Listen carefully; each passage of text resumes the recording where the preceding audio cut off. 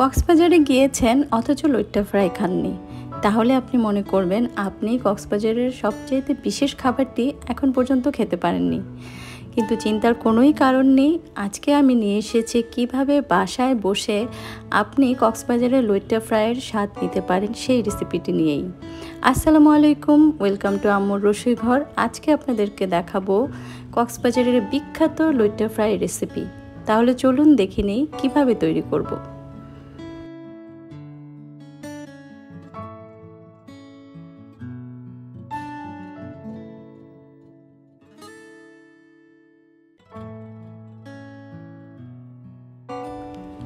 প্রথমেই আমি লইট্টা মাছ এভাবে ছোট ছোট করে কেটে নিয়েছি। কক্সবাজারে ঠিক এভাবেই ছোট ছোট করে কেটে লইট্টা মাছের ফ্রাইটা করা হয়। তারপর দিয়ে দিচ্ছি লবণ,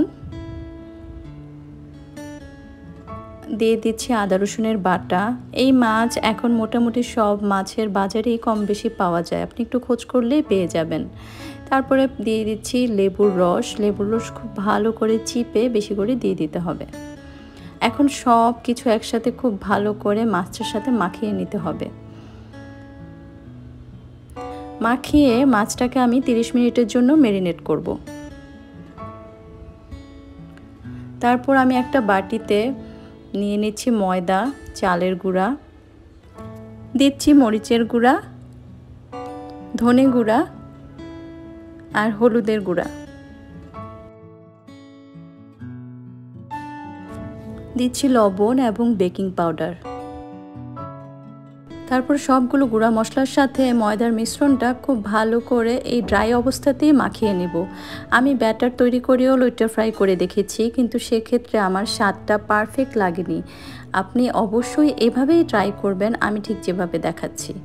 এখন সেই যে আমি 30 মিনিটের জন্য মাছটা ম্যারিনেট করে রেখেছিলাম, সেখানে দেখতে পাচ্ছেন কি পরিমাণের পানি উঠে এসেছে মাছ থেকে। এই পানিতে কিন্তু মাছ রেখে ফ্রাই করা যাবে না। পানিটা আপনি দেখতে পাচ্ছেন আমি কিভাবে চিপে পানিটা থেকে মাছটা তুলে নিচ্ছি। একদম কোনো পানি যেন না থাকে সেভাবেই আমি চিপে নিচ্ছি মাছটা। তারপরে সেই শুকনা ময়দার মিশ্রণটার মধ্যে আমি মাছগুলো দিয়ে দিচ্ছি। এখন মাছগুলোর সাথে ময়দার মিশ্রণটা খুব ভালো করে হাত দিয়ে মাখিয়ে নিব, ঠিক যেভাবে আমরা চিকেন ফ্রাইয়ে চিকেন ময়দার সাথে মিক্স করি ঠিক সেভাবেই। এখন একটা কড়াই বা যে কোনো প্যানে আপনি খুব ভালো করে তেল গরম করে নেবেন। তেলটা যখন গরম হয়ে যাবে তখন আমরা মাছটা দিয়ে দিব।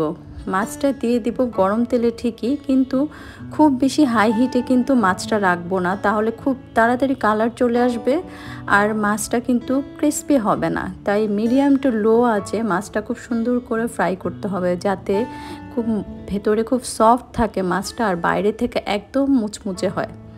দেখতে পাচ্ছেন আমার মাছটা একদম গোল্ডেন ব্রাউন হয়ে ভাজা হয়ে গেছে। আমি খুব সুন্দর একটা গোল্ডেন ব্রাউন কালার করে মাছটাকে ভেজে নিয়েছি।